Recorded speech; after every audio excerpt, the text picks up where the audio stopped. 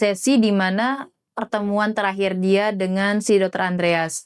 Dan di sanalah semua diceritakan dan berakhir pada cerita kalau si Lalin itu ingin sembuh dari semua segala lukanya dan dia bercita-cita ingin menjadi pohon semangka.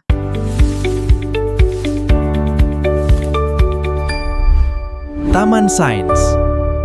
Teman berpikir, teman bertumbuh.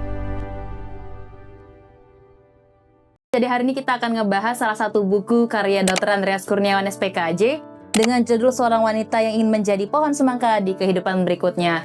Ini tuh buku kedua dari Dr. Andreas setelah buku Mencuci Piringnya. Dan hari ini kita akan ngebahas tentang bagaimana percakapan antara psikiater dengan pasien disabilitasnya.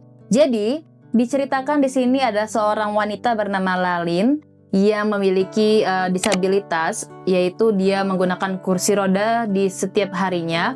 Dan diceritakan bahwa si Lalin ini tuh merasa hidupnya tuh sudah tidak berguna sekali karena dia dianggap dirinya itu sudah cacat karena tidak produktif dan juga orang banyak mengasihani dia padahal dia tuh tidak perlu merasa dikasihani, tetapi mereka malah membuat si Lalin itu kayak menjadi orang yang tak berdaya.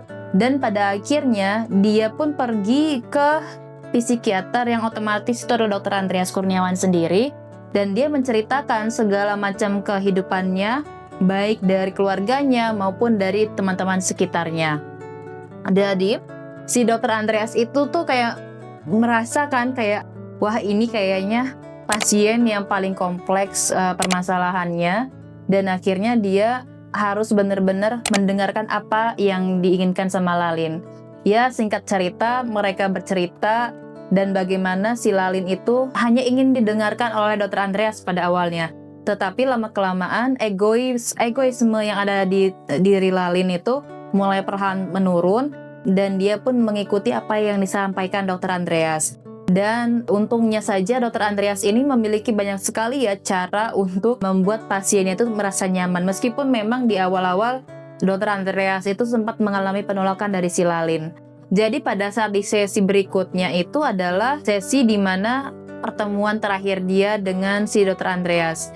Dan di sanalah semua diceritakan dan berakhir pada cerita kalau si Lalin itu ingin sembuh dari semua segala lukanya. Dan dia bercita-cita ingin menjadi pohon semangka karena dia ingin memberikan manfaat bagi orang banyak. Dan dari situlah si Dr. Andreas mengatakan, baiklah kalau misalkan kamu berkata demikian, semoga apa yang kamu capai, apa yang kamu inginkan, semoga terlaksana dan aku hanya bisa mendoakan agar kamu bisa semakin sembuh dari rasa sakitmu itu. Tapi kalau dari buku ini sebenarnya ya teman-teman, secara garis besarnya ini tuh buku tentang bagaimana daur kehidupan manusia itu selalu berubah-ubah, kadang bisa di atas, kadang bisa di bawah, dan kadang pula orang-orang tuh bisa memberikan semangat kepada kita, kadang mereka bisa menjatuhkan kita. Untuk konsep sendiri mungkin lebih ke arah tipe fontnya ya, tipografinya itu. Aku tuh ngerasa ini tulisannya terlalu kecil teman-teman.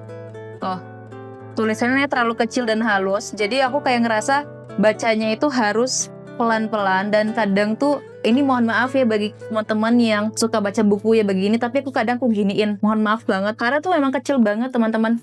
Itu sih konsep dari aku, terlalu halus tulisannya, tipografinya, jadi kayak harus bener-bener kita baca perlahan gitu kan.